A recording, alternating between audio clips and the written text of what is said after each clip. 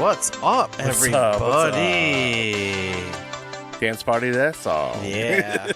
I always want to be like, hey, that's us. That's us. It is fun having our own little dance party as it's playing through. Things you miss out without watching us. That's true. And we will get that back. Oh, yeah. ASAP. Absolutely. We're moving studios. I know we keep talking about it, but that is in the works. And once we get the studio moved, then once it's all finished, then we'll have the cameras back up, and you can go back to look at our handsome faces on the YouTubes. On the YouTubes. On the internet. What's up, Tomboy? Nothing. What's going on with you? You just got back, right? Yeah. Trip? Yeah. We went over to Kentucky. Kentucky. Yeah. Right. We went over to Louisville. Louisville. You got to say it right. Louisville. Well, there actually was a sign that had like how to say it. Yeah, there's like 5 or 6 ways to say it, and each way had its own like neon color. Okay. But it was like Louisville, like Louisville. And it's like Louisville. Yeah, and I was like, what the fuck is going on here? And it's kind of funny like talking with the locals because like depending on how thick their accent was, you could tell the way that they're saying What color are you? I mean on the chart. The sign. Yeah. We're not racist here. Yeah. You guys are, but we aren't. Yeah. So we went there for like a bourbon trail? Yeah, bourbon trail situation. So the drive, it's fine. It's like 5-6 hours. I just fucking hate driving. I think I've bitched about driving on the show before. Yeah. I got stuck driving probably 4.5 out of like the 6 hours, both ways. Uphill, downhill, uphill. Yeah. But we got there Friday night and we just like grabbed some like food. Nice. And then we actually stopped in Cincinnati on the way there. Okay. For a quick little break, and there was some bar. It was called Ghost Baby. Okay. And it's like when you get there, and it's just kind of like hidden in like this like neighborhood. Yeah. But when you get in, you have to either take the stairs or elevator, and it takes you like underground. Okay. And there's like it's like a really like a nice like speakeasy? Kinda, but it's like a I mean like nothing's legal, so yeah, it's legal. Yeah. But it's kind of dialed up like that. When you first get in, there's like a rectangle like cocktail bar. Okay. And then if you go through the curtains, there's like a stage where there's like bands playing and there's like all the tables in another little bar. But yeah, there was like jazz kind of shit going on in the back. Really nice bar. It was really cool. I wish we could have stayed and actually hung out there, but we just had one and hit the road. Yeah. But we got in there, we got into like our hotel and all that, found some food. Mm-hmm. Our friends were like, oh, meet us at this place called The Last Refuge. Oh. And it was a church that someone bought and then turned it into a bar. Hell yeah. And it's fucking sick inside. There's no difference between a church and a bar, really. You drink a little wine, you tell what all the bad things you did. Telling stories, yeah. Ask for forgiveness. I'm sorry, can I have one more beer? That's 10 Hail Marys and 10 shots of alcohol. Not wrong. The weird, stupid thing is that it's actually weird that I said weird like that because they had a giant like a portrait painting on the outside wall of Bob Dylan. I'm like, what the fuck? I'm like, is Bob Dylan from here? And they're like, no. But apparently he's got some sort of whiskey that he's. Of course he does. It's his thing, I guess. Bob Dylan does everything. Yeah. But yeah, I was like, oh, that's fucking dumb. And then you get in there and there's like 3 or 4 or 5 like cocktails that are these whiskey ones, and it's like Bob Dylan songs. I'm like, I'm not gonna fucking drink any of these out of spite. You gotta order it just like how Dylan sings it. Yeah. Well, the funny thing is, hey, I'll have. It's called Heaven's Door, and I was like, I thought that would be like a Guns N' Roses song instead. Did he write it originally? Well, no, it's a completely different song. Oh, okay. But like Guns N' Roses is knocking on Heaven's Door, but apparently Bob Dylan has a song called Heaven's Door. Well, you know that like some bands like they make it more popular than the original, and nobody realized that the original one was not right. No, I think these are 2 separate songs, but the whiskey's called Heaven's Door. Okay. And then they had all these different cocktails with it. I'm like, I'm not gonna fucking drink that. So I saw the first one that said tequila. I was like, we have that. I'll have the tequila one because I love tequila and I hate Bob Dylan. And I ordered it and I took a sip and it was spicy as fuck. And I was like, holy shit. I did not read the rest of the stuff that was in there. It also had squid ink, which makes sense why it was all black. It was good, but fucking spicy. But when you walk in that first little bar area, it's pretty cool. You walk behind it, like where the wall is, there's some tables. And when you walk in the back, there's this giant, like where the fucking high ceilings cathedral part of this shit is. Yeah. Is like there's bars on both sides, both walls, and there's literally an entire wall, floor to ceiling, of all whiskey. Like wall to wall, and it's so fucking cool. It's gorgeous. You've gone to heaven. Yeah, that's what I did, dude. I took a snap, and I was like, my God, I think I've died and gone to whiskey heaven. I know. That sounds like a country song. They gotta get like heaven. the little cue thing that like the people take their wedding photos on, like they pray, and oh, it's like yeah. you're just praying to a bunch of whiskey bottles. Yeah, that's a perfect profile picture. That would have been fucking awesome. I wish they had like a little bench like thing there to do that in. But then you go upstairs and it was like what do you call it? Like another like stage area, like for bands to play. It was cool. It was cool. That's cool. Then we get to Saturday and we get to like the area where the bus picks us up. I already have this. Actually, I'm gonna talk about this because we come across fucking knows it all. Yeah. Know-it-alls, fucking fuck you fucks people. There's this guy, right? He's part of one of my other friends. And I've met this dude like a bunch of times. Okay. And I'm picking up food. Like the dude that's like running the tour on the bus, he's like, hey, we're gonna be leaving in like 20 minutes or so. I was like, cool, I can grab some food before we get boozing. Yeah, you know you. I come and sit down at the table. He's like right there next to me. He's like, oh, hey, what's up, dude? And he goes, oh, hey, blank name. And I was like, yeah, I know. We've met like 10 times. And he's like, oh. And I was like, okay, well, fuck you then. That's always awkward. I'm like, this is how we're gonna start the day. I'm like, not only would he used to have a podcast, my old podcast went on their podcast as guests. Oh, you guys beefing podcasts? Well, we weren't, but then and then also like my friend's wedding, we've talked there. We've talked at different parties. Fuck you. Yeah. We get to, and then on the way to the first distillery, the guy that's on the bus like telling the history, and he's like, yeah, there's 14 million barrels of whiskey and bourbon like under Louisville or Louisville. Yeah, and so we're like, okay, I guess that's cool. The the guide was okay, not this kid. No, okay, I thought this kid was like mansplaining you to like, or whiskey splaining you. No, yeah, whiskey splaining. No, this is like the actual tour guide. Okay, that makes sense. Yeah, right. This person, let's call him Bob the tour guide. Fartface. Fartface? Yeah, let's call him that. No, the tour guide was cool. I'm talking about Fartface is the guy. Okay. Yeah, he's Fartface the one is a friend. Tour guide is Bob. Yeah, when I said blank name, when I was like, we've met 10 times. Let's call him Fartface. Yeah, Fartface. Yeah. So then we get to the first distillery, and the guy's telling the whole story of their background and how things started. And there's Bullet and what have yous.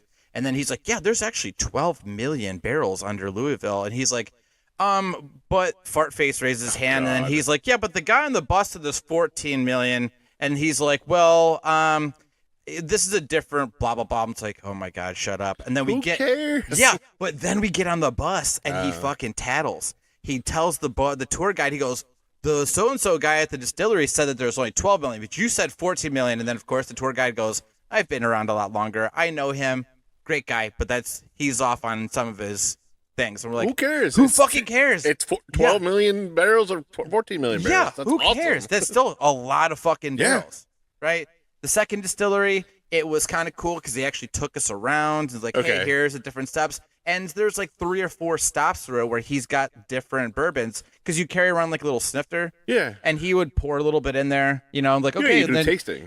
And then you get to the next stop and he pours a little bit more. This motherfucker, Fartface, goes to the guy that's giving us the booze and goes, just so you know, those aren't proper pours. I wish we had video just the way I'd reacted. He goes, those aren't proper pours. Like, Jesus fucking Christ, like, who Shut cares, up, nerd. Dude? Yeah, like, who fucking cares? We're just drinking. Who cares? And the cool thing is, like, we took the glasses anyway, so they're fucking dope. That's so I don't care that I didn't get, like, a full pour. I got a sweet little glass. Yeah, it's free booze. Yeah, and it's free. Well, I mean, it's paying for it, but still. You're paying for the experience. Yeah. You're not paying to like, oh, it's not like your proper drink like you would at like the bar or whatever. Yeah, and then we get to fucking like the only reason to bitch about a pour is a Guinness. Sure. Like if you because you could fuck that up and real bad. Mm-hmm. That's the only reason you care about a pour. Yeah, no, everything else is like, eh. Yeah, no, fart face is all about like this is not a full like 1 ounce pour, like 1.5 ounce pour, whatever the case is. Because the guy just fucking dumps it in and throws it and he goes, cool, next. There's 20 of us in the fucking group. Yeah. How long do you expect him to sit there and try to actually measure out a full like get the fuck off, dude. Yeah. Who fucking cares? And then the third one was fine. Then when we're in between driving to the next distillery, we're going between these different like rocks and stuff. And the tour guide's like, yeah, so this is blah, blah, blah stone, and we use it for this and blah. And fart face raises his hand. He's like, also known as chalk. Cool. Don't give a shit. Yeah, dude. Don't care. All right. Yeah. Like years ago, I went to Fenway Park, right? Took a tour of it. And I knew a little bit of the history, but I'm not going to be the guy who's like answering every question. Yeah. Because I already know the questions. Yeah. You know what I mean? Like, it's like, there might be something I don't know, which is cool. That's why I'm on the tour. You're right. But I know, like, you know, some of the history because I nerded out about that shit. Yeah. But I'll answer it if nobody else is like, all right, well, we're not stopping until we get an answer. All right, fine. Yeah. Here's your answer. I don't care. Let's keep going. Yeah. But otherwise, it's like, shut up, dude. Yeah.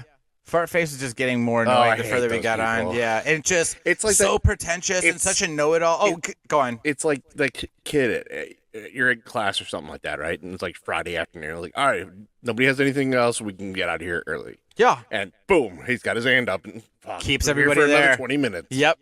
Yeah, same kid. Yeah. And the thing is, too, is that, like, after we finished up that second tour, our one buddy's like, what'd you think of that tour, man? And he goes, I don't know. I just feel like I'm at work. Then why are you doing this? Was he working at a distillery? Apparently, he works at a distillery. Yeah. Because he used to live in Cleveland, but then he moved to Louisville. Oh. And then, or in that area, and he works at a distillery, like, right by where we were. So he's like, I don't know. I just feel like I'm at work. Like, then why did you come? Yeah. Why? Like, I have friends, like, I've been to Rock Hall so many times for all my friends live out of town in family and whatnot, that I don't need to ever go there again. Sure. So, I'm kind of, for a while there, I was like, hey, I'll just drop you off. Yeah. And then you just text me when you want me to come get you. Give me 20 minutes and I'll come get you. Right. Because I just don't want to, it's nothing against you. I want to hang out with you, but I want you to enjoy the Rock Hall. Yeah. It's boring as shit to me. Mm-hmm. Because I've been there so many times that I just don't care anymore. Yeah. And it's like, all right, I'll just drop you off. You know, and that worked out great. 100%. I love that when somebody does that for me. 100%. I would rather have it that way too. I mean, but it's also the same way. Like I used to bartend for years. Yeah. It's not like I go to a bar. Like I don't want to go to a bar. Like I still want to go to a bar and have I mean, drinks. you could judge a bartender, but well, like sure, you're not but I'm not gonna go. I'm not going to a bar because sir. Yeah, or go like I'm not going to a bar because then I just feel like I'm at work. Ugh. Yeah. Ugh. Long story Fuck short. You, fart face. Yeah. Fuck fart face. Long story short. It was okay. I would definitely go back to Louisville, but I wouldn't go do another bourbon trail. So I would rather go to a distillery on my own. How many distilleries did it take you to? 3. Okay. Are they all pretty much the same? I mean, that's the thing. That's what I was gonna say. Long story short, all bourbon pretty much tastes the fucking same. Well, I'm saying all distilleries. I've been to like the Budweiser factory and like Jack Daniels. Gotcha. It's not that different. It's not really that cool. No. I mean, like you learn a little bit difference because obviously beer and whiskey, but whatever. But you're there for the tastings. Yeah. Well, the first one, it was just right into a room. We got 5 tastings. Like 3 of them were different kinds of bullet. Yeah. You had like the bullet bourbon, and then there was like 2 other ones, and then there was like 2 other bourbons, right? And then the second one was like the big long tour, and the third one was like a small little tour, and then tastings. Right. You know, it's something to do once. That's what like. It was cool. I was happy just to like hang out and day drink with my friends because we could also drink on the bus. Like we brought little coolers, which is dope too. Yeah. But I would rather go to a distillery on my own accord because it's also you're on a time crunch too. Oh, because like you have to like, hey, we were scheduled to be. Yeah, that's why I hate doing the group tours. Like my parents love that kind of shit. They're like, oh, you got to go to the like city tour and get on a bus and they'll show you around this out. I'm like, I'd rather just see what I want to see. Like, I found TripAdvisor. Cool. That tells me everything I want to see. Right. Yep. And I just write down the ideas. And half of them are dumb. Like, I went to Baltimore last year, right? It was like, oh, top of the world sky view thing. It's fucking ride an elevator, go to the top floor. It's a beautiful, like, you see the whole city. It's great. Yep. But I paid $6 to go look out a window. Yeah. I was like, all right, well, lesson learned, not go there. Yep. At least you say you can did it. Yeah. Took a picture or two. Yeah. Yeah. Cool. I got this sky view of Boston. Yeah, exactly. Done and done. Yeah. Okay. Well. Yeah. So I mean, long story short, that was your trip? Yeah, that was my trip. It was fun though. Right? Oh, we got White Castle on the way home. Nice. So that was sick. Yeah. We don't get to have White Castle since they've gone all the way to Buffalo. Yeah, well, there's one in Columbus, so it was on the way home, which was pretty cool. Okay, it's not around here. yeah, I was gonna say all the ones in Cleveland are gone. Yeah. So the only time we do get White like, Castles, we head down to like Columbus area. It's like every time I see a Tim Hortons, and I know it's south and north and west of us, but like not around here, so I have to pull over and get some donuts for myself. Yeah, same fucking thing. Yeah, I mean that was it for me. Anything fun on your end over there? I actually went to Cincinnati not that long ago. Oh, really? Yeah, we went down for a soccer game, down to the MLS game. My buddies does like a podcast for Atlanta's team. Oh, nice. So we went down there. They're playing, and we walk in, and I see this guy with a Das boot, and I'm like, "Where did you get that?" Sick. And he's like, "Oh, Ryan Guy's Brewery, which is huge." Oh, yeah. They have a booth, and it's like $20 for the Das boot, but it's got a soccer cleat on the bottom of it. It's like a little plastic one. It's cool. Yeah, that's pretty sweet. And it's like $10 for a refill. I'm like, sweet. I'm gonna come back here all day. But it was fun. It was just a little day trip and our like overnight trip and some day drinking. It was fun. Yeah, those could be fun. Yeah, it's good. I'll definitely swing my way back. I never actually really spent a lot of time in Cincinnati. We did stop and have lunch and we checked out the party place. Party Stores. That's what I said. Yeah. Party Stores is, if you've never been, you have to check it out. It's a grocery store size, it's a grocery store. Yeah. But it's all the booze and liquor you could ever find. It's only booze. That's it. Yeah. My buddy used to go to college down in Cincinnati, so we used to go down there for like holiday weekend, and we go down there in kegs and stuff. And when I smoked cigarettes, it was like $20. Back then, it was like $20 a carton. Yeah. When it was like 50 up here. I'm like, yep, sweet, loading up. Yeah, I'll make another trip through sometime. Yeah. So let's see here. Before we get into the whole, we did get a text. Nice. So from Amanda over at the Sublime podcast. Oh, nice. What's up, Amanda? Yep. So she was listening to the episode with Pete. And there was a bit in there where we were talking about like girl math. I don't remember. We were making jokes on like guy math. Yeah, guy math makes no sense, and girl math makes it even less sense. So. Right. Yeah, we were getting to a whole thing. I can't do regular math. Why would I want to do girl math? Yeah. So we were like, oh no, that's guy math. So she wrote in and said, girl math example, at least for me. Okay. If I walk to the creamery, I can treat myself to the ice cream. That being said, I don't give a fuck about calories, and I'm not thin, so my math skills aren't that great. Smiley face. So basically, like, hey, if I walk to the ice cream shop, then I can get an ice cream because I walked the calories off. Girl math. Girl math. Yeah. So I thought that was pretty funny. If I use your credit card, it doesn't come on my credit card, so it's free. Yeah. So yeah, thanks for texting in, Amanda. Yeah, thanks, Amanda. That's funny. Girl math, guy math. That's the hilarious stuff. Hell yeah. So this week's episode, meat and potatoes. Yep. We're going to be calling in a guest here in a few minutes. His name's Travis. Cool. And he's basically like an EMS, like a paramedic. Oh, good. So he does 911 calls and goes out, and also, he's got to be on site for shit too. So, this should be quite interesting. Hell yeah. You excited? Oh yeah. I'm excited.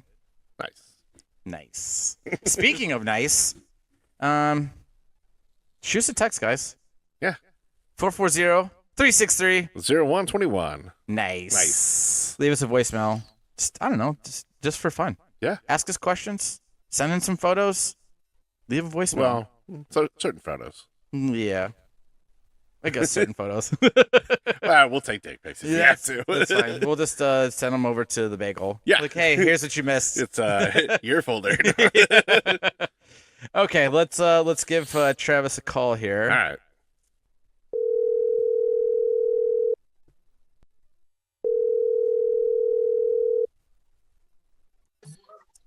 What's up, Tony? Hey, what's going on, Travis? How we How doing? are you, good man? Good. How are you? Good, good. I got my co-host Tomboy here. What's up, Travis? Wonderful. Hey, how's it going? Good. How are you?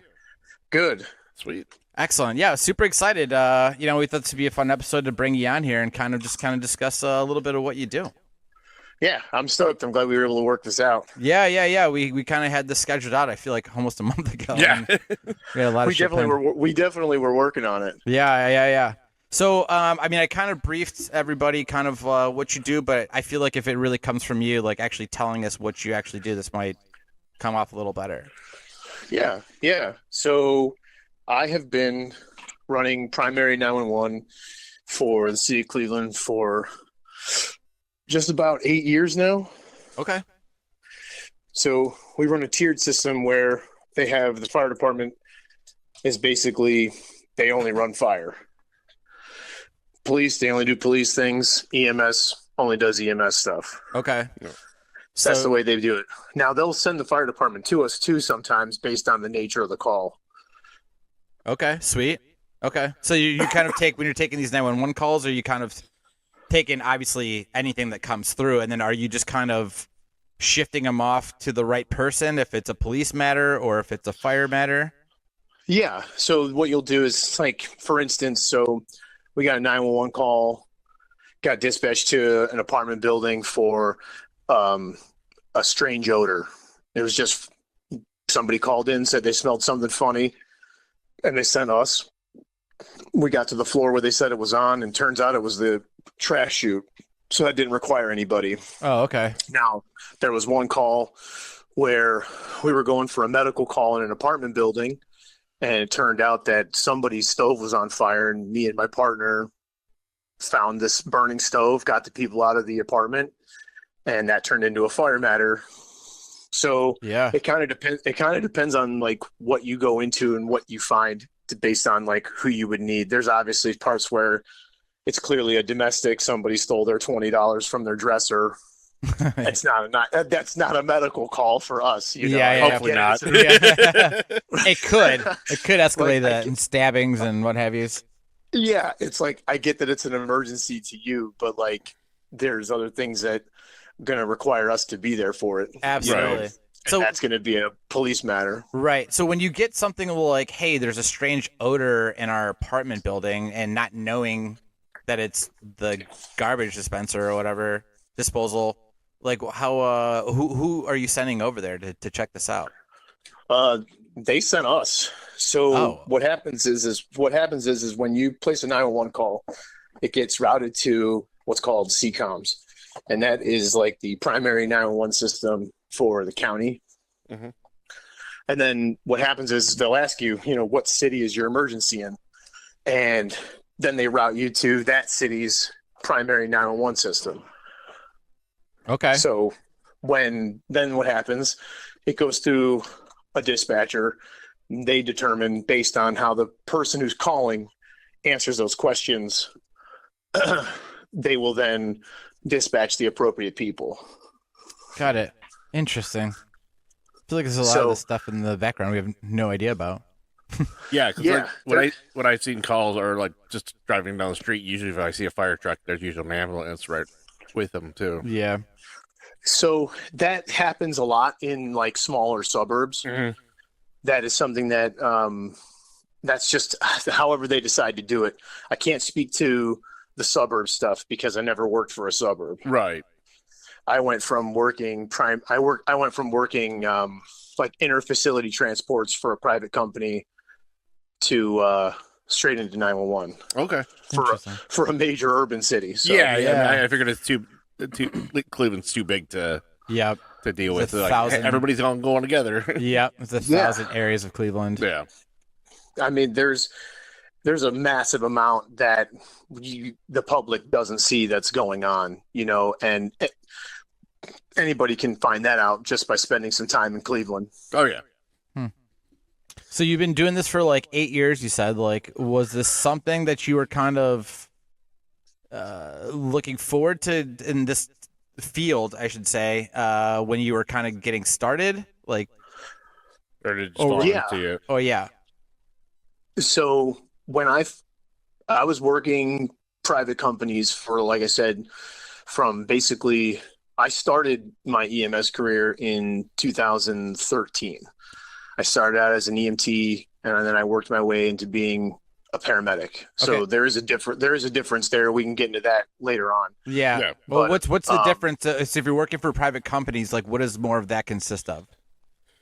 what has been what? I'm sorry. So if you're working specifically for private companies at first, like what does that entail as opposed to being a full-on paramedic? What's the difference? Right on. Okay, so great question, dude. So doing private company stuff, you're basically what happens is most of the hospitals in the area, and in fact, I think pretty much hospitals across the country, they contract with a private entity. There's a few that are around Cleveland. I won't drop any names on them, but there's a bunch of private companies that are out there. And what happens is nursing homes and other facilities that are trying to provide medical care for whoever they're housing. They'll contract with those companies, and that company will be the primary transport for that patient back and forth to the hospital. Okay, so that makes sense. You'll see it happens a lot with the senior facilities. So you'll end up having somebody who's they're in a nursing home or they're in like a rehab for a surgery, and then they get transferred to go see their doctor because they either have a complication with their surgery, an infection, whatever might be the thing, and then it could be for an emergency. So, 2 a.m., there's some brand new nurse on at 2 in the morning. She goes to check, Mary Ann's vitals, and she's like, oh no, she's really sick. And it turns out, yeah, she is sick. And then that becomes like a 911 call, quote unquote, for that private company. Gotcha. So there's a lot that you can get into with all that, but being out of that system, now I'm not sure. I'm sure the basics are the same still, but yeah, that was actually the worst part of my career was working in the privates, dude. Okay, that was gonna be my next question. Which one you preferred? Yeah, I remember the 911 stuff. The 911 stuff is so much better. You truly get to use your skills as a paramedic every day, I would say.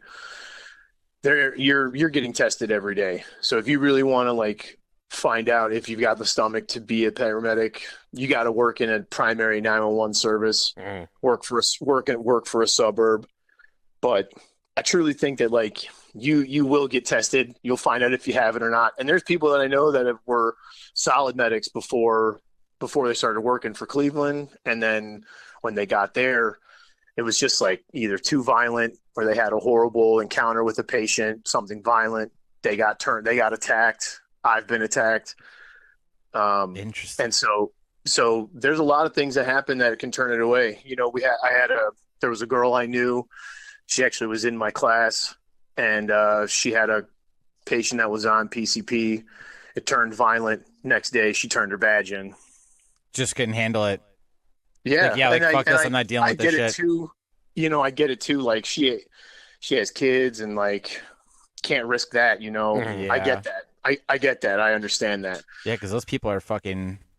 You can't. They're insane. No. Yeah, I mean, you can read the stories about him, man. But I've truly seen some superhuman strength. I've watched them bend metal, punch through windows, tear their skin off. I've seen them do some wild shit. Yeah. Go on. Oh, I was gonna say, is it when you decided to switch to 911 from the private sector? Was it a choice of what city you got to go to? Because I know sometimes with fire and police, they get assigned to a city. Right. So there's two ways that you can go about it. If you go for most of the time, your 911 services, they're I'm trying to think of the word. I can't remember. I just had it on the tip of my tongue. You'll have to take a test for some of them. Mm-hmm. Civil service is what it's called. Okay. And you have to take a test, and based on your test scores and prior history, it might place you somewhere in a better position to get a job in some of those places. I got super lucky where Cleveland got a grant. They got some couple tens of thousands of dollar grant, and they were like, well, we'll just put more medics on. They threw out the blanket. The word got out that they were hiring, and me and a couple friends of mine, we all applied, and within like 2 weeks, they got a hold of us and they were like, "Hey, you want a job?" And at that time, dude, I wasn't making as much money as I was now, and I was like younger. I was like 28, and I was like, well, I got to secure my future. I got to do this. I got to do that. I got to think about like what happens when I'm an old man. Yeah. I'm like, what happens when I fucking need 911? What am I gonna do? And so I was like, all right, I looked into it. I was like, okay, they got a union, they got a pension, they got all these things. I'm like, this is probably the right move to make. And I did that. So I personally chose, and in most cases, most of the guys, the young dudes that are out there, your 18, 19-year-old guys who are getting into this, they're gonna take a bunch of tests all over the place. So they'll sometimes the cities band together and they do like a multi-city testing. So you'll take one test that applies for like 5 different cities, and then whoever has an opening for you, if you make it, they'll call you. Okay. And then once you start whenever they call you. And that was the one thing that was really off-putting, was like I got like no warning about when they wanted me to start. They told me they'd be in contact with me, and next thing I know, like within a week, they were like, "You want to come? We start in 2 days." And I'm like, so you can't even like put a 2-week notice on. Yeah. Yeah, I was like, nah. Just went to the boss and I was like, "So, dude, listen." I mean, you got to do what you got to do, Yeah. I've had those conversations with work before. Like, and that's the thing, is like, I feel like they were kind of expecting it, since there were some other guys that every couple people jumped. Yeah. Yeah. They all went up to him and were like, "We're out of here, dude. Like, this place blows." Like, you don't want Grandma's life alert going off again for no reason. Yeah. Like, I'd love to stay here, but I got to go fight dudes on PCP that are jerking off and fighting 10 cops at the same time. Right. It's like, I kind of got to go. Yeah. kind of tired of taking care of grandmas here. Exactly. Yeah, I would imagine this is way more exciting. It is, man. But I will tell you this, though. It's a double-edged sword. It's truly, dude, like a full yin and yang experience. Like as much as you feel like you're helping, there's just some days where you're like, dude, I can't get ahead of this. Like, this is horrible. Like, you catch yourself making stupid rookie mistakes, and you're like, man, what am I doing? So, and then the next day you're flying through it like, you've been doing it for 10 years. Yeah. That's a lot of positions. But yeah, like you said, you guys are a little bit different. Most jobs. Yeah, for sure. Because you don't know what you're walking into every time. So, I mean, I imagine it's got to be like a big change between nursing homes and then dealing with Cleveland people. Like, what was like, do you remember like one of like the first ones that you like showed up to when you're on the Cleveland end of things, that you're just kind of like, what the fuck did I get myself into? Oh yeah, man. So I was like brand new. It was like my first, like, I would say it was within the first year working there. And we got called for a woman having a seizure. She was on a porch, and there was like four or five dudes standing outside. Made sure it was the right house. I walked up to the door, and these dudes kind of stopped me before I got there, and they're like, "What do you want?" And I was like, well, when I look back and like I'm looking at the ambulance, I'm like, we're here for an emergency, dude. What are you doing? He's like, yeah, you're not here for an emergency. And I was like, are you sure? Like, there was like a woman that was supposed to be having a seizure. And he's like, yeah, she's all right. And like these 4 other dudes kind of like walk up behind him. And I'm like, what the fuck? I'm like, all right. Is she on the porch? Is there any chance I can like see what's going on? And they were like, you can't, but your partner can. And I was like, what? And I look and I was like, oh, it's because she's African American and I'm white. And they let her on the porch. They let her do everything. And she was only a basic. I was the paramedic. And in order to like render help, I had to adapt to the situation. And I was like, listen, drag her out here. And she was like, what? I was like, grab her by the arms and drag her out here. They're not going to let me onto the property. Like, you have to drag her out to me. And so these dudes helped her bring her out to me, and they put her on my cot, and they put her in the ambulance, and they just walked away. But they would not let me in the house. They wouldn't let me on the porch. They just wouldn't let me do it. And I was like, oh, Okay.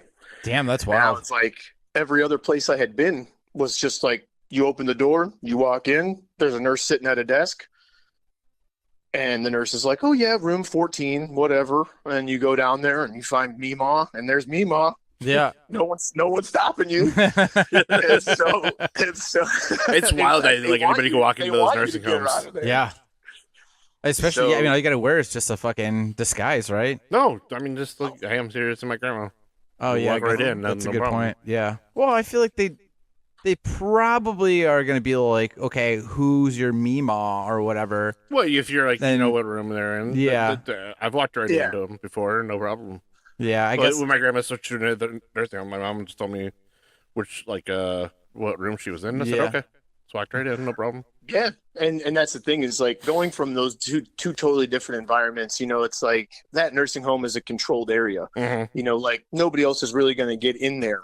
yeah, Like you're not expecting there to be 15 family members when you open the door. In a panic too, yeah. yeah, Yeah, in a panic, and everything kind of elevates, especially when it comes down to kids. Everybody gets into a real panic, like when it comes to a child, and and I mean that's a good thing. Mhm. That's a great thing, but it doesn't help the situation. The panic is toxic, and it spreads fast, and that is just the one thing you can't control is like other people's actions and who else is going to show up on the scene. So like your goal should kind of be to get in, get the patient, and get back to the environment that you can yeah. control, which would be your ambulance. Mm-hmm. All right, so I mean, are you pretty good at like remaining like calm when it gets like chaotic or you have shit like this going on?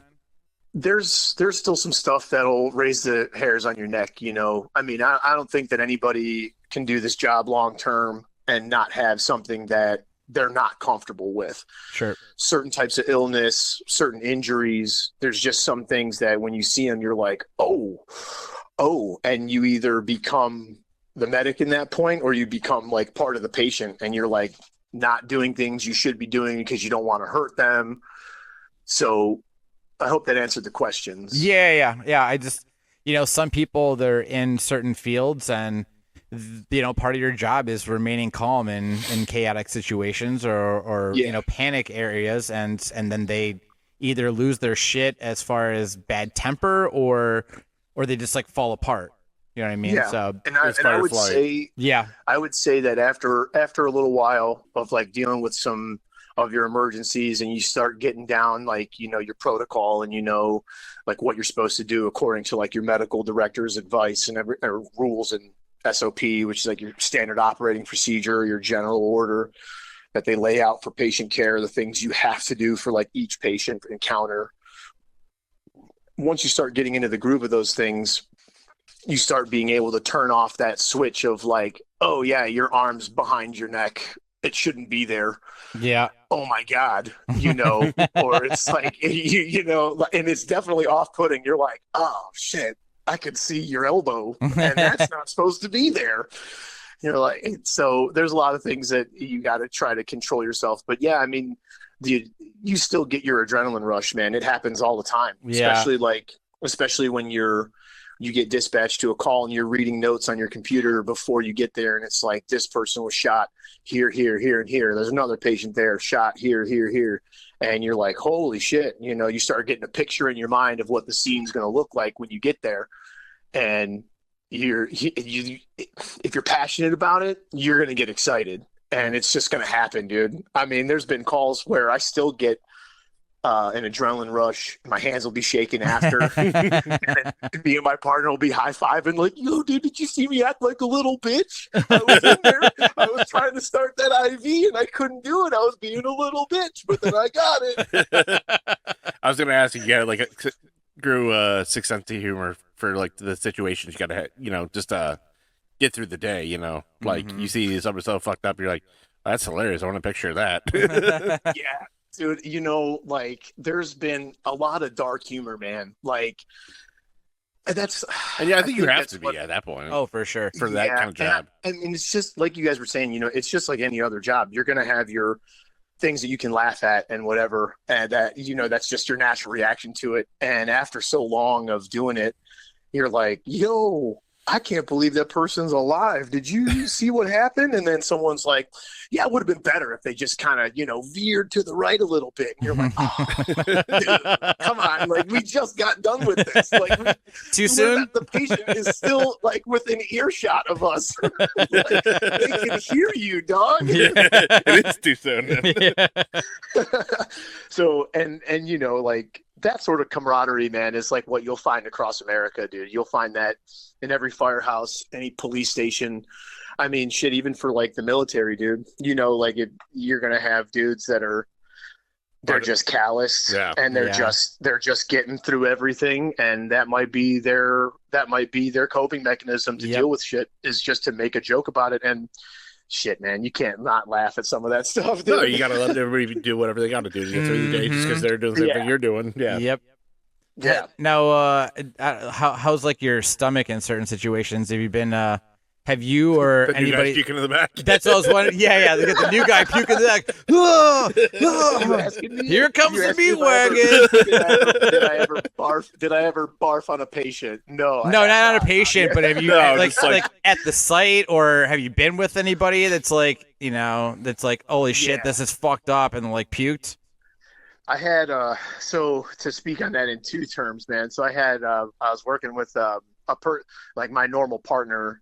I've been partners with him for like almost 6 years now. Oh, that's perfect. And so like before that, you'd be working with like somebody else from like the float pool, or like a new guy or whatever. Mm-hmm. And the one time I had a guy who was overdosed. He was an opiate overdose, and we found him. He was in a hallway underneath some stairs, and he still had like his rig and like his needle in his arm. And I just pulled the needle out of his arm. And the person I was with was like, "Oh, dude, what are you doing?" And I'm like, getting the needle that can poke us out of the way. Yeah. For me, it was like a safety thing. And I was like, "Dude, you got to grab his head, because I can't fit underneath the stairs. I'm too big. You got to slide him out." And I grabbed his legs and I started to pull his legs. And the kid, like at the head, saw his arm, and it was in bad shape. Like it was totally infected, it was black and it was bad. He had a horrible infection, and this poor kid grabbed him, pulled him out, and as soon as he got from underneath the staircase, he went over to the corner and just barfed. And I was like, man, looks like I'm on my own on this one. So I started doing my own thing with everything I had to do. Patient survived, thank God, right? And nice.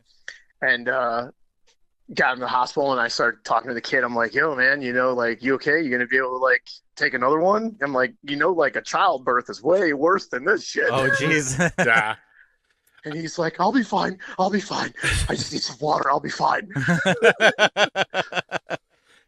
Now, do you get to pick your partner, or like how does that work? Like, you get like general pool, and then eventually you find your partner, and then you stick with him all the time. A lot of times, like a lot of these guys are like friends with people before they even start working there. Okay. And that's kind of how it went with me and my partner. We were friends before we started working there. And then we had to work with some random people throughout like our first like rookie years. And then the way it works is you have to like bid on a spot. So there's a giant voting process that you put in for like what days you want to work, if you want to work night shift or day shift. Mm-hmm. And then you can pick like what ambulance you ride on. And so, because there's a ton, I don't know the exact number off the top of my head. That's something I should know. But it should be 25 during the day and 21 at night. I think those are the numbers that it should be. That's how they staff it. And then if there's an opening and you and your partner bid on that, and nobody else who's higher in seniority bids in that spot, they'll award that spot to you, and that's how you kind of become partners. So that's how we do it. I'm not sure how like anybody else in the country does it, but it's probably the same, I would imagine, based on seniority. That's how we do it. So you get the option to pick, and you have to bid with them, and then they'll award it to you as long as nobody has taken that spot, which is how I wound up on night shift in my first like round of bidding. Me and my partner now, we were working night shift together, and that was the city's totally different at night than when it is in the day. 100%, dude. You can imagine. Freaks come out at night. Oh yeah. Dude, they're creepy crawlies, man. They're everywhere. Now, You're like, I thought I heard a bump.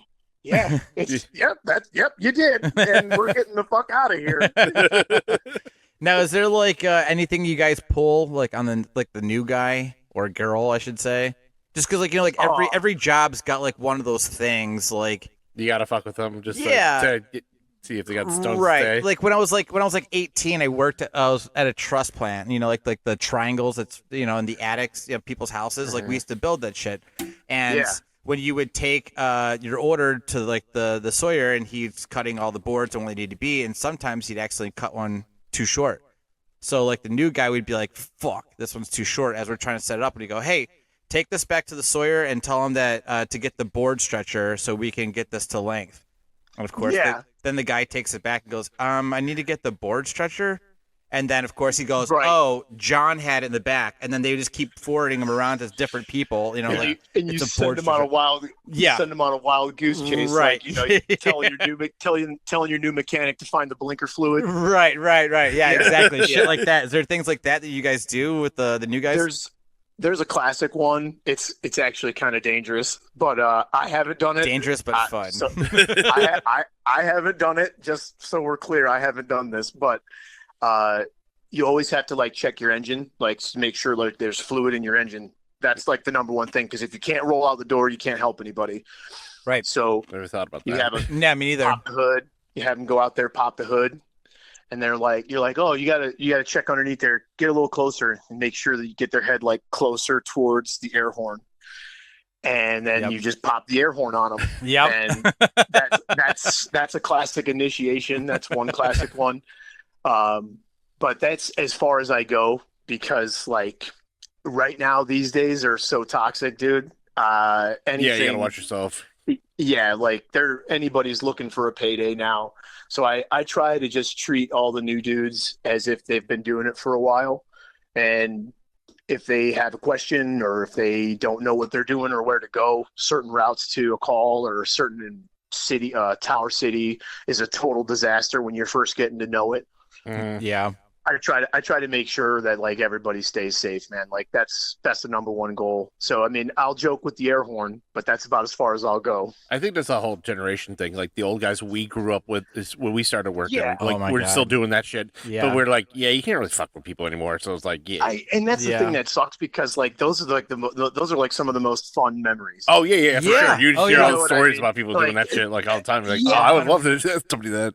Not to me, but exactly. It's like I wish we could joke around more like that, but like unfortunately, man, like we have such a serious role, and like I said before, it's just you don't know who you're talking to. That's like the number one thing too. It's like I don't know this person. I don't know who they're related to. I don't know if they know somebody up at City Hall or whatever. And then who's their dad?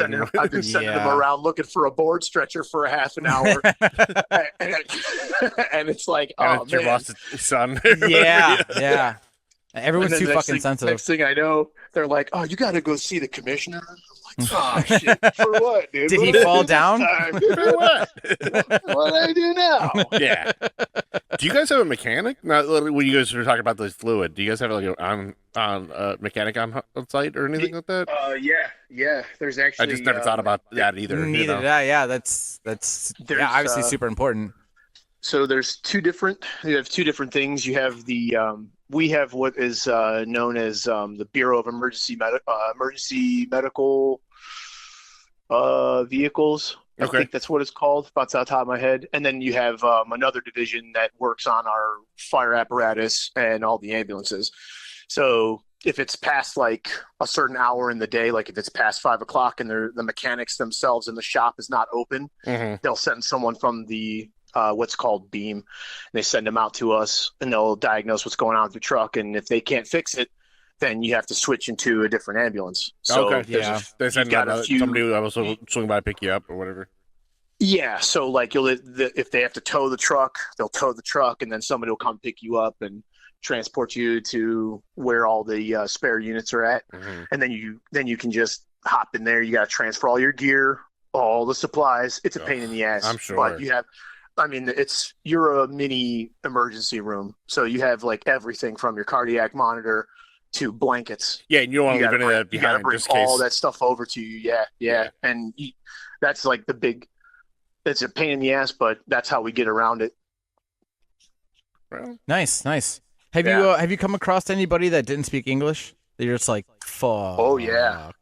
Oh, dude, it happens all the time.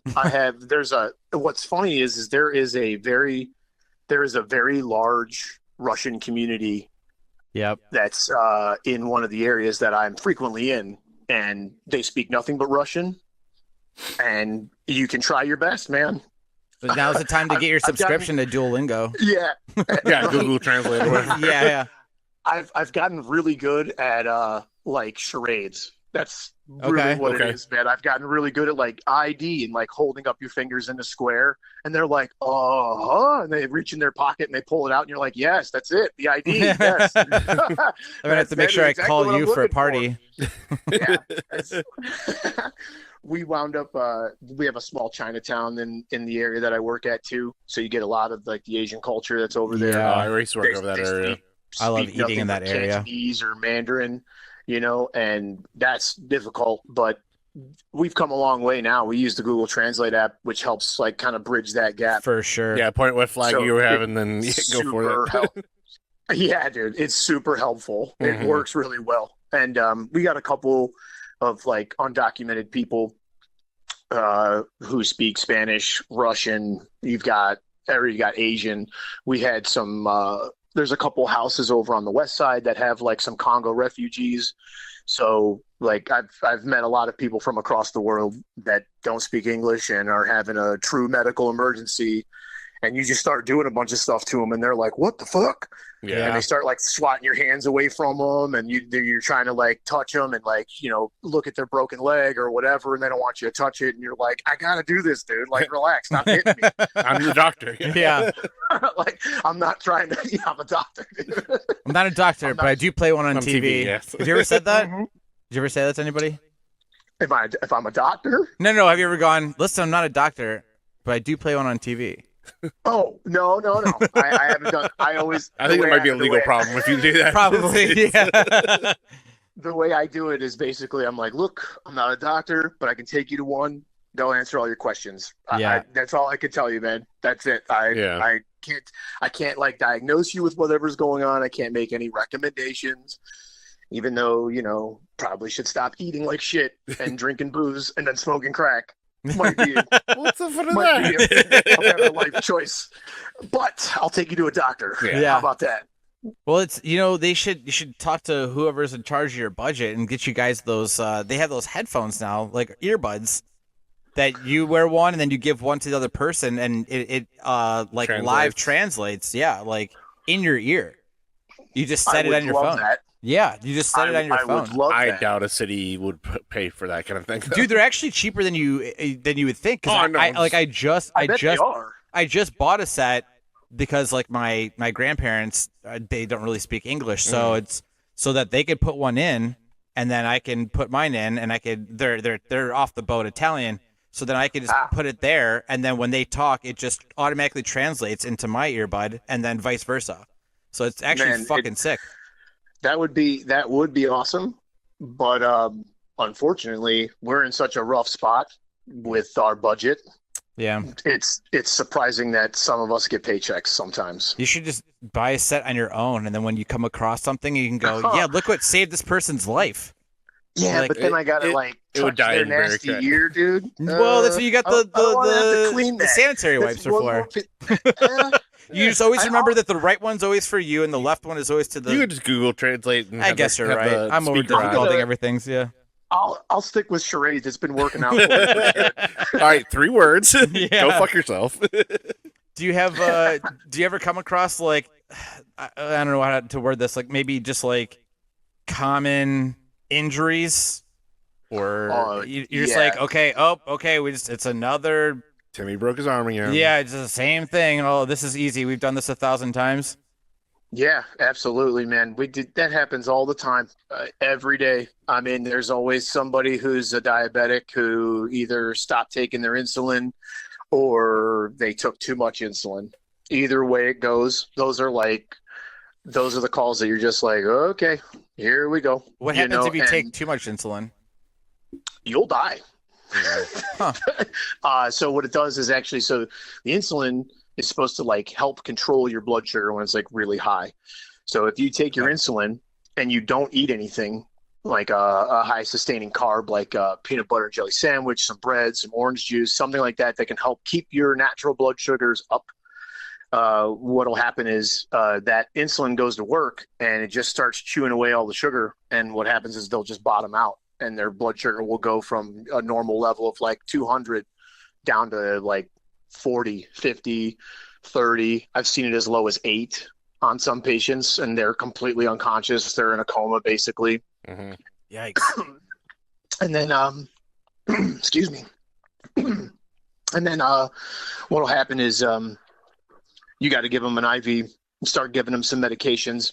And there's a few different meds you can give them that'll bring their blood sugar back up. But that's something that is like, it's really easy to control. It's really easy to handle. They're like the most simple calls ever. Gotcha. And do you ever have any like repeat customers? Yes. Like, okay, John Denver's calling again. Yeah. So there's a very specific Jane Doe that I pick up every week.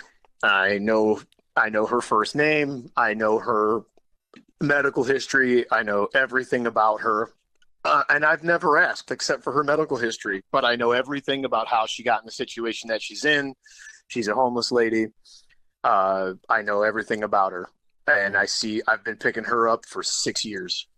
Wow. Yep. I take her to the hospital all the time. And there are thousands.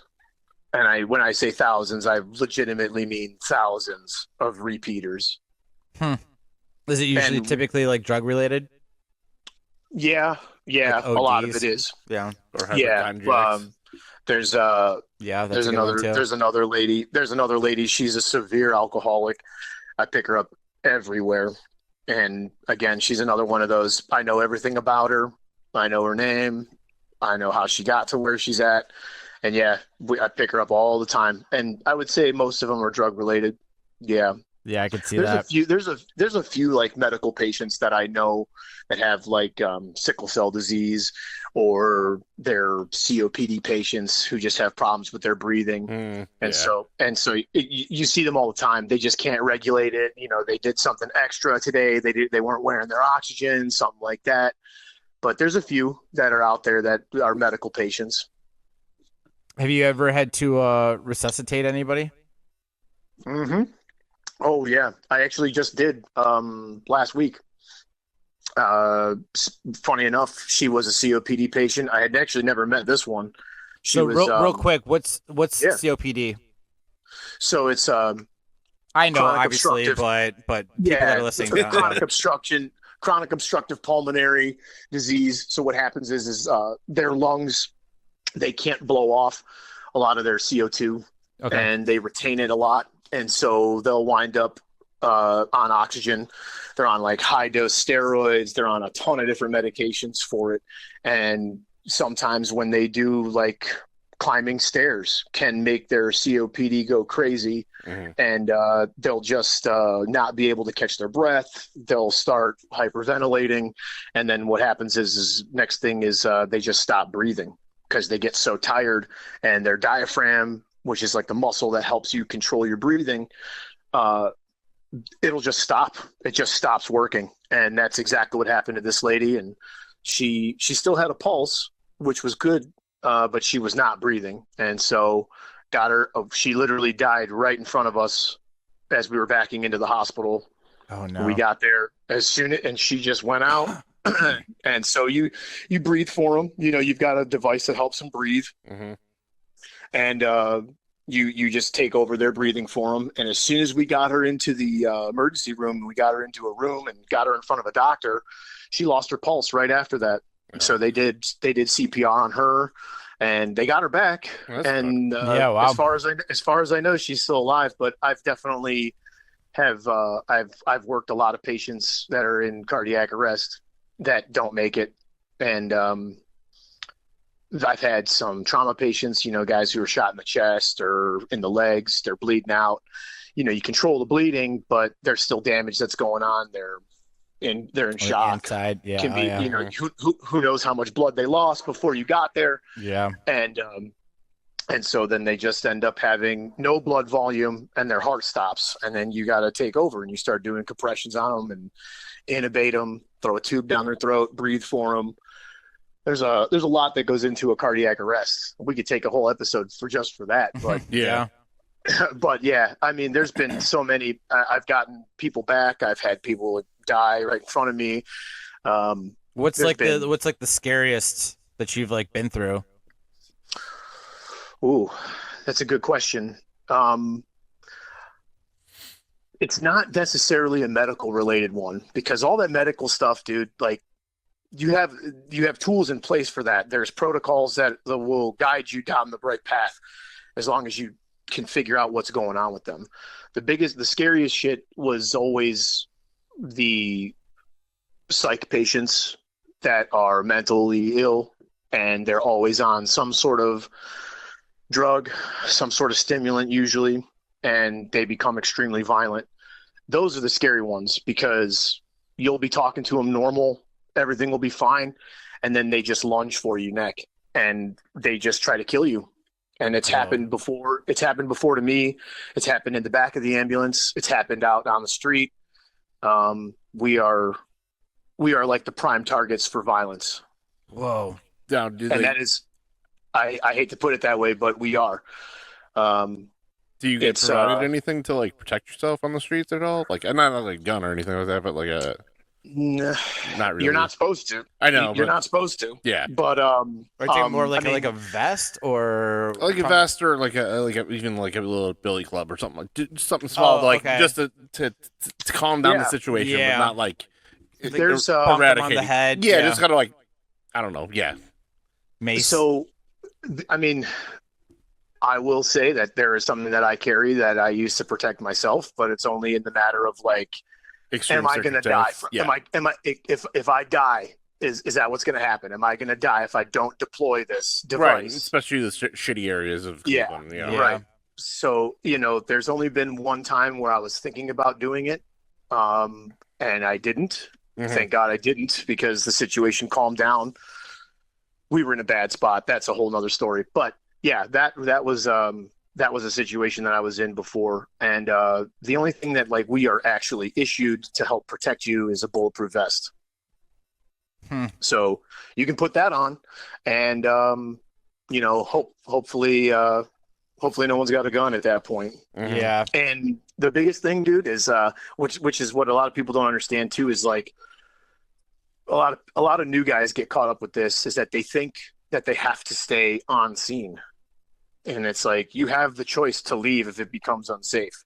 So if you can tell that the situation's turning on you, you can just get in your ambulance and be like, I just hit dispatch on the radio and be like, look, I got out of there because it was unsafe. Yeah. My life is in danger. Yeah. Yeah. And you got to protect yourself so you can protect other people, Right. Like you said, even with the engine, you got to make sure everything's fine so you can do your job. Yep. Right. Yeah. I mean, then, you just leave, you call for police. Once the cops show up, then you go.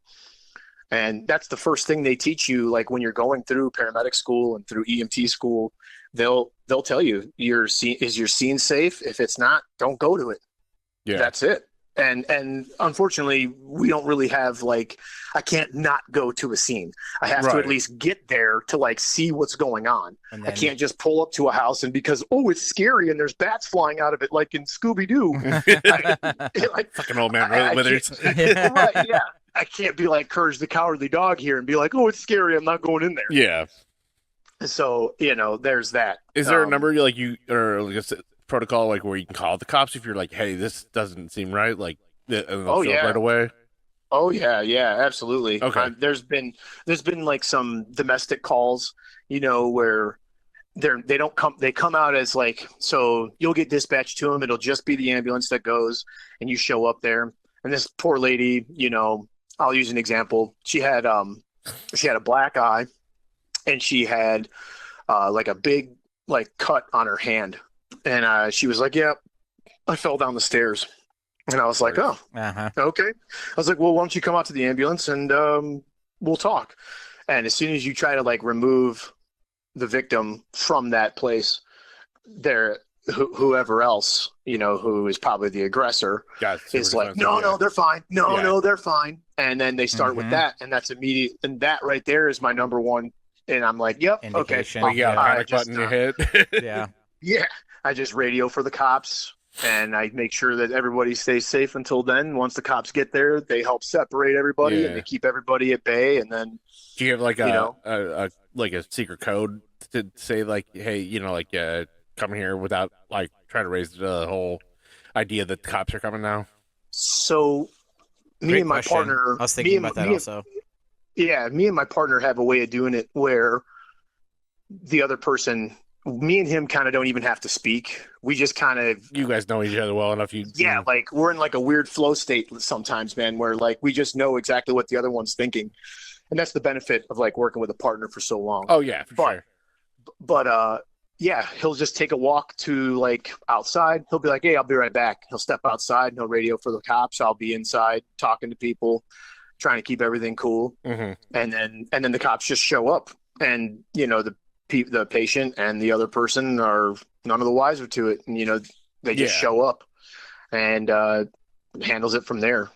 So they do their cop stuff, and we do our medic stuff. Oh, that's so crazy! The cops are here. What happened? I don't know. Somebody said code blue. Yep. So and there is like a secret way of doing it too, but that's only if you're in like danger. Yeah. And there's a button on your radio that when you hit it, it sends an emergency signal to your dispatch center, and it pages out to the police. And then if you don't answer after you've hit that button, they know you're in trouble. Yeah. And then they just send everybody they can to your area. That's cool that we have that. So it's handy. I've had to use it before. Oh, I'm sure. Yeah. Yeah. So it helps. It's handy. Well, let's to lighten the mood a little bit. I mean, I think there's one question that I feel like everybody's waiting for. How many times have you got calls about things being stuck in people's butts? Or is that more fire department? Because on TV, it's always the fire department. Oh no, it's us. They send us for that. Gotcha. I've had quite a few, and it usually happens around like Christmas and New Year's Eve are like the two big ones of like when it happens. Okay, what are we talking? What kind of objects? So one of my favorites was a D-cell battery. Oh, geez. That was one of my favorites. Wait, you want to look at to see if it's good? The best one was we got called to a hotel down in Cleveland, and we showed up, and I knocked on the door to the suite, and some chick answered, and she's like, well, "Who are you?" And I was like, "Nah, we're the paramedics. Somebody called." And she's like, "What?" And she like turns around. She shut the door in my face. She turns around, and then some other chick comes up to me. She comes up to the door, and she's like, "Oh, thank God you guys are here. He's in here." And I was like, "Okay." And I was like, "All right." So go to the dude. He's sitting in the bathroom. He's fully clothed. He's sitting on the toilet, lid down. And I'm like, "What's up, dude?" And he's like, "Hey, you want to like just get out of here?" And I was like, "What?" Sure. I was like, "Okay, man. Like, are you gonna go to the hospital?" He's like, "Oh yeah, I need to go to the hospital." And I'm like, "Okay, dude." So we get outside of the ambulance, and he's sitting down on the bench seat, and he's like, "I hope you don't judge me for this." And I was like, "For what, dude? You haven't said anything." Yeah. And he's like, "Look, I did it on a dare, okay?" And I'm like, "What are you talking about? Yeah. Spill the beans, guy." And he's like, "I took a D-cell battery, okay, and I sat on it." And I'm like, "Did you sit on it?" And he's like, "Yeah, I sat on it." And I was like, "Are you sure no one put it in you?" he's like, no one did. Nobody. "Okay, man. All right. No problem. We'll get you to the hospital, dude." So I I got out of the ambulance because it was my turn to drive, and I get out and hit the chick who shut the door in my face. She's like, is he okay?" I was like, "I can't really talk anything about that. It's like, HIPAA. You know the guy. I can't really do anything about that." Weren't you She's like, here? she's like, "Just tell the doctor that I'm the one that put it in there, and let him come home." And I'm like, "Sure." Yeah. And I was like, "Okay." Let him go And home then to a he hotel. goes, I can hear him in the back talking to my partner, and he's like, "Does my girlfriend know?" And I'm like, "Oh, dude, she's the one that did this to you. Like, how do you not know?" Oh, It turns out that wasn't his girlfriend. Yeah. And I was like, "Dude, this is so bad." I'm like, "This is so bad." I'm like, "Oh, dude, Happy New Year." Yeah. Somebody got a hooker for New Year's. Yeah. It's their Christmas present to themselves. Yeah.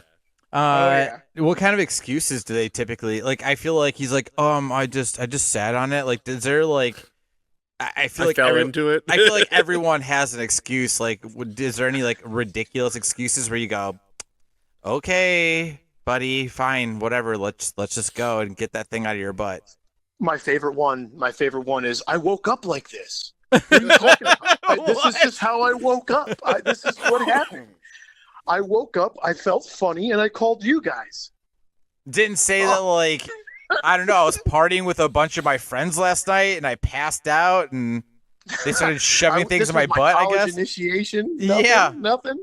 Like no. And that dude, that was a dude as well, and he was like, stuck to that story. Like, that was it. I woke up like this. That was it. Oh Like, my okay, God. all right, man. I'm Can't gonna be go so with what you say here. fucking naive to think that anybody's gonna believe you on that. What was inside of his butt? With him, it was a toy Porsche. Probably watched the Jackass movie. At least they used a condom in that one. Yeah. Well, I think this one was just a toy. So unfortunately, he didn't have a good time. Was that Ryan Dunn? Yeah. Yeah. They put the toy The car toy in in the the condom. condom, Yeah. put it in his butt, Yeah. and then went and got the X-ray. And the doctor's like, he's like, I don't I'm know, I fell sure- asleep last night at a party. Did he go to the toilet store and take a shit in an empty toilet, or was that somebody else? No, I think that was one of the newer guys. Okay. Like Danger Aaron or whatever the guy. England, yeah. Dave England. I think he's the one that Okay, like, I'm just shits mixing them all the time. Yeah. Yeah. So I think that it was definitely inspired by that. Oh, Yeah, sure. probably. And he's like, man, that actually For probably sure. feels awesome up your butt. Yeah, sure it would, man. Hong Kong. Yeah. There's been my other favorite one was a like a disposable fork. That was another one. Oh god. That was like a Oh, plastic I was- fork. Yep. Yeah. Yep. It was It's a like plastic breaks fork. so And, easily. Yeah. I can't even stir my like ramen with those things without them snapping. and I was like, at least he used something with a flared base. Well, I'll give him that. So it was like something that you could grab onto Okay, if he fair had to. enough. But Oh, we're This missing one- a prong. dude, he had a strong sphincter. It sucked that whole thing in there. Fucking A. Jesus. I felt so bad for that dude. Oh, man. I just Yeah. watched the video. I don't know why it came through like my Instagram feed. There's one page that I follow. It's just like off the wall shit. But there was a video of a guy laying on like on a table in the hospital, and this woman doctor had her hand up his ass about halfway of her forearm. Like this glove was like all the way up. Yeah. And as she's pulling whatever like out of this guy's butt, and I'm like, is this her arm? Like, what is going on here? And she keeps pulling and pulling, and then pulls out this like cylinder looking thing, and it's probably at least 8-9 inches long, but just pulling from her hand out of there and this whole thing. And then you could see his prolapsed butthole, and I was like, ugh. I'm like, why am I following this page? Jesus Christ, what the fuck is going on here? Yeah, I was like, What happened? What happened to my algorithm? yeah.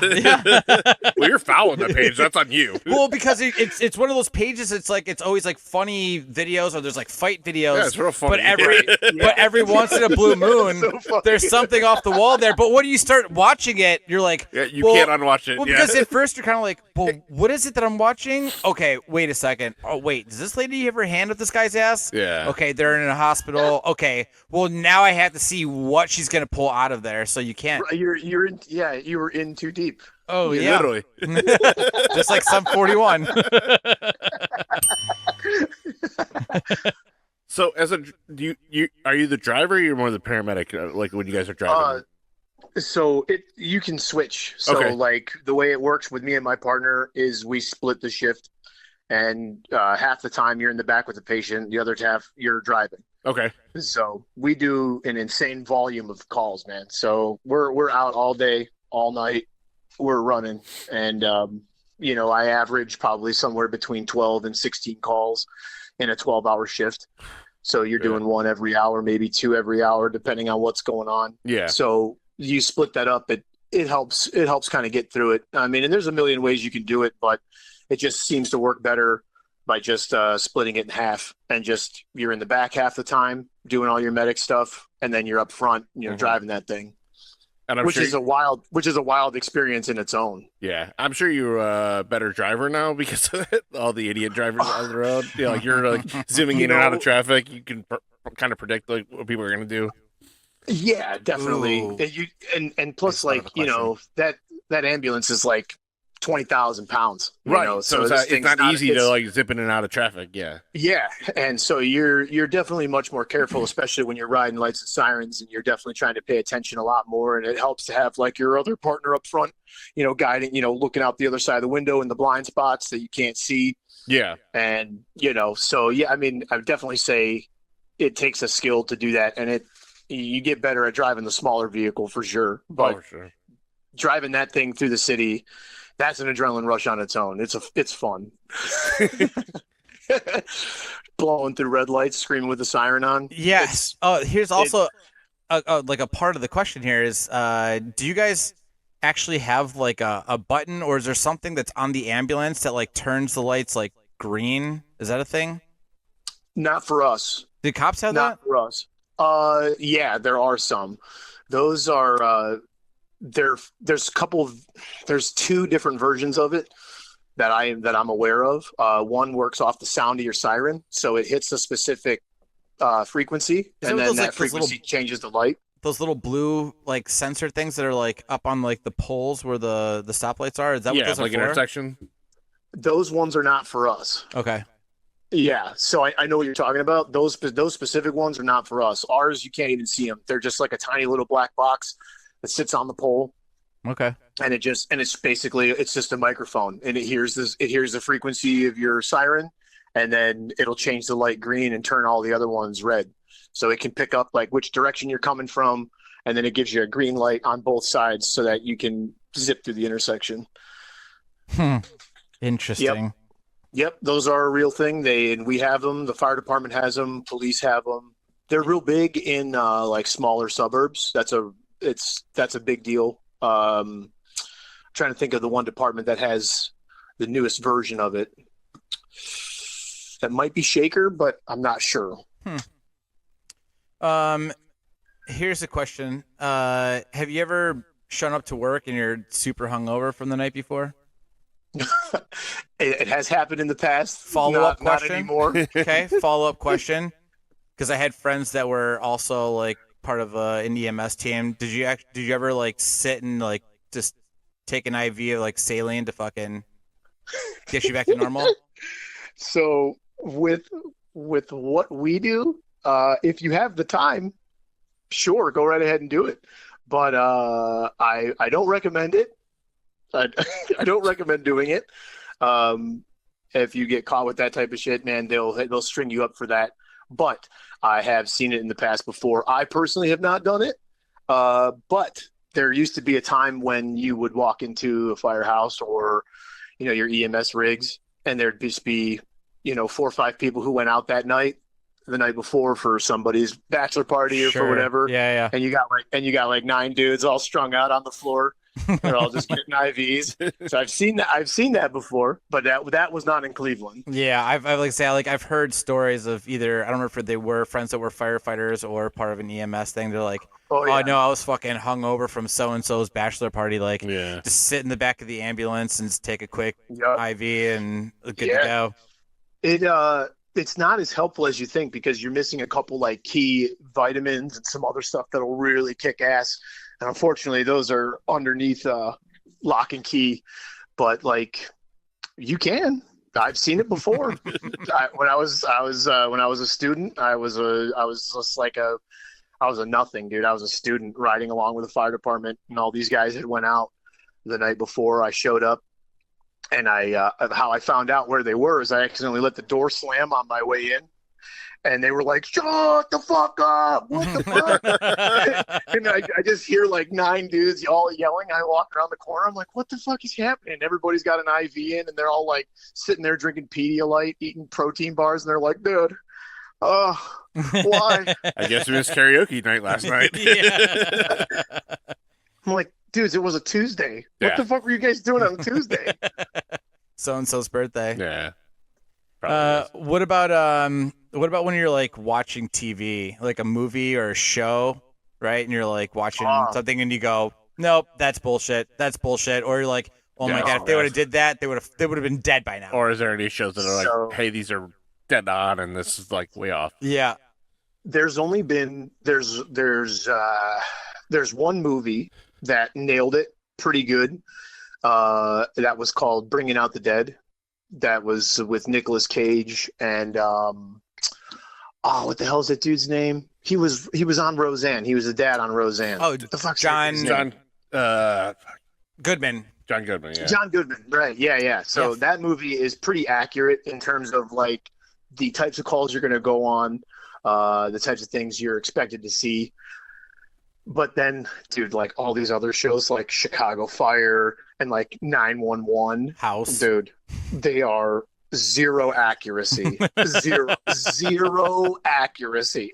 I think maybe like one, they might get one thing right, but like you find it like with stupid shit that like the audience isn't going to know, like the way the cardiac monitor is placed on the patient. You're like, no, that's wrong.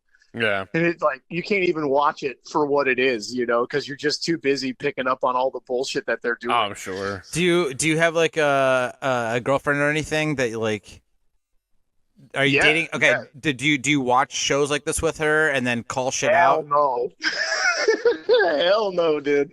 That is like it's like the bane of our existence. In fact, my fiance, she works in a hospital.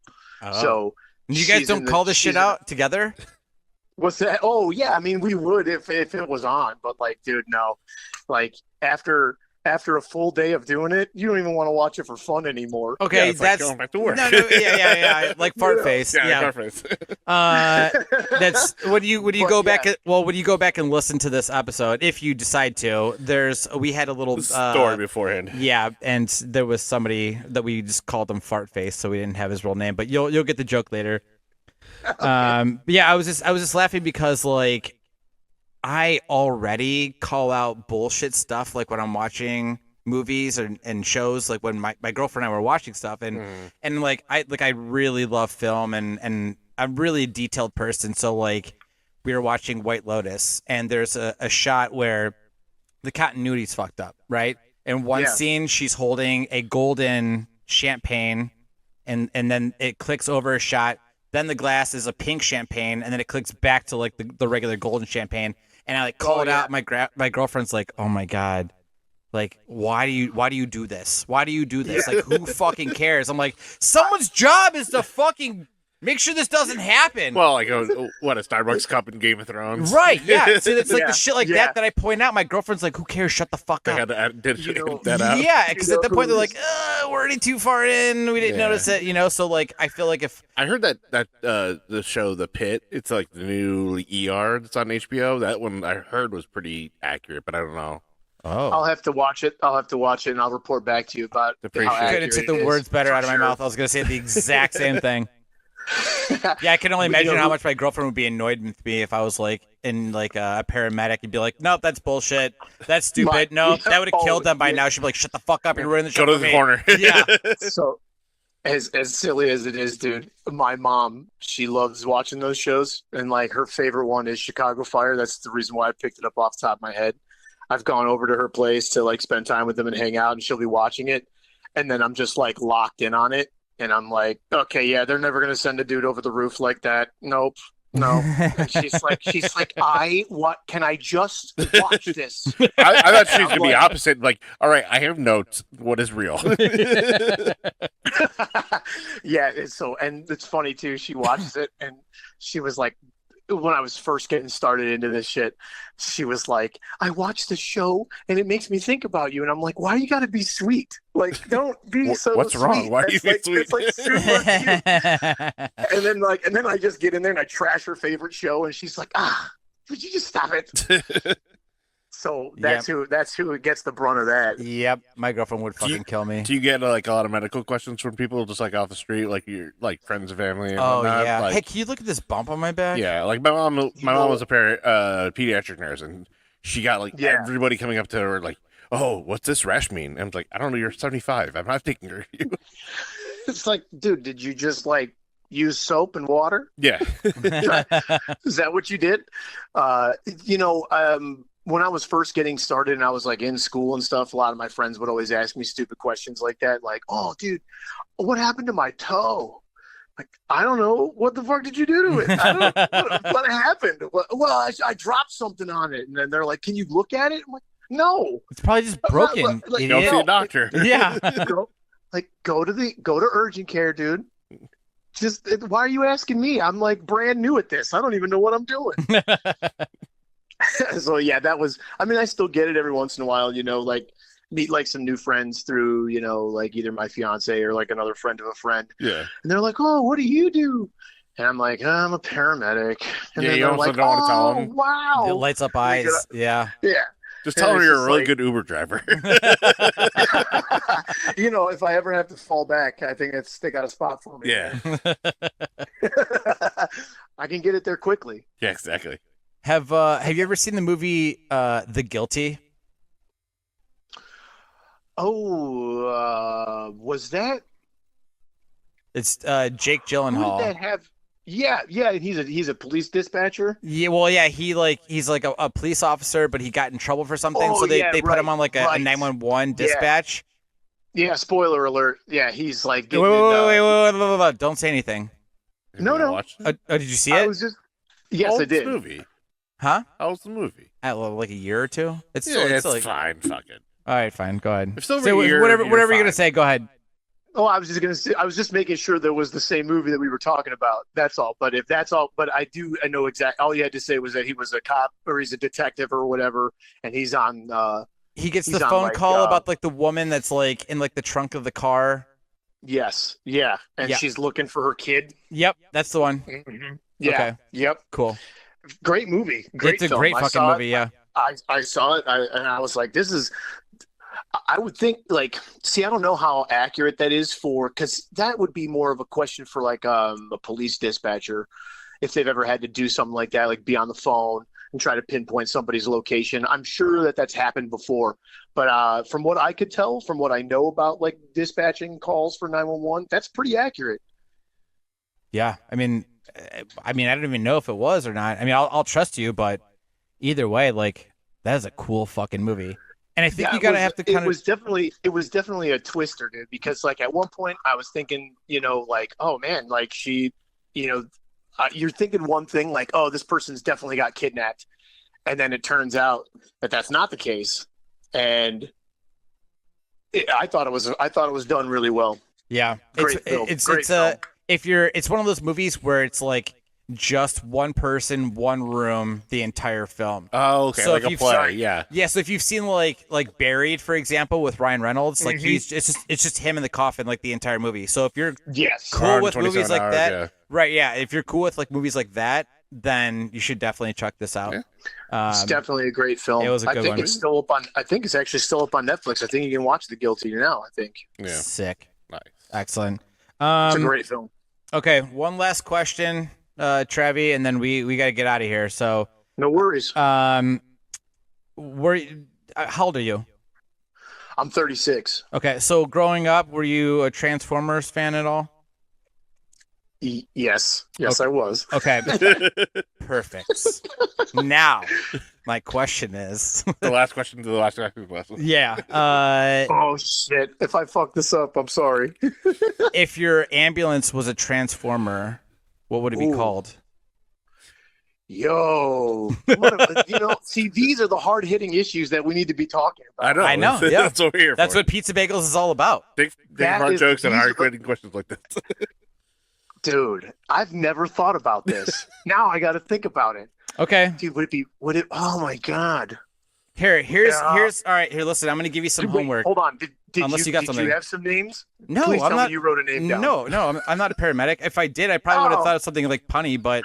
Well, it would have been fun to see like what you would have come up with. Yeah. You're right. Dude, I should have actually tried to do this, but should have, yeah. I'm a terrible host, apparently. Stop. But I thought this would be kind of fun on your end. And listen, if you can't think of anything right now, that's fine. You're just going to be disappointing all the listeners. That's, I apologize. This is all on you. I told you if I failed, I'm not creative. No. This is fine. How about this? I'm going to give you some homework. Okay. You have 1 week. When you show up back to work with your homeboy, bring that question up to him. Okay. And I want you to give me your best 3. Okay. Your best 3 names. Top 3? Yes, your top 3. That's all I want. I don't want number 4. I don't want number 5. I want the top 3. And then top 3. And then text those to me. And then I can definitely or do leave that. a voicemail. Or yeah, you can either call and leave a voicemail, which I'll give you the hotline number. But then or you can text it to me, and then I will bring it up on next week's episode. It'll be like the following episode after yours. So perfect. So, I can definitely hook you up with that. I'll have to get on top of this because this is something that is truly a matter I'm going to hold close to my heart now. Because we also might have to get back to you to, we've had follow-up questions from listeners. This is true. Yeah. Hopefully. Sure. Yeah. So we've had past episodes where we had Tomboy's friend who's a car salesman, and people that listened, they would text into the show and say, hey, I have a question about this. And then we'd reach out, and then Kevin was the guest, and he wasn't able to take a phone call from us because he was going to be at work, but he left us a little voicemail essentially that we played on the air answering the question for people. So if we do get any questions, I'll pass them your way, and you can either we call you on that episode if you're available, or you can always give us a sound bit and we'll kind of go from there. I would love that. I can definitely come up with something for you guys. That's okay. awesome. So yeah, that's your homework for the next week because we record on Mondays. Perfect. So you got until next Monday to talk with your homeboy and then come up with your top 3 names, Transformer names for your ambulance. You got perfect. I'm going to make this note, and I'll have all top 3 for you, and I'll send them your way. Wonderful. Hell yeah. Well, I mean that kind of brings us up to the end here, man. Thanks for coming on. Yeah. Thank you guys for having me on. Yeah, this is a super fun episode. It's very informative. I've gone for another hour or something. Dude, yeah, me too. Yeah. It sucks that we kind of have to restrict ourselves to because people will. Well, we can always do another episode together. Oh, for sure, absolutely. Yeah, we'll definitely bring it back on. Yeah, for sure. Yeah, I'd love that. That'd be great. Cool, man. Well, yeah, thanks again for coming on, and we'll be in touch soon. Yeah. Good luck with episode 100. Oh yeah. We're having some plans here, so hopefully it'll be as fun as we're hoping it to be. Yeah. Cool.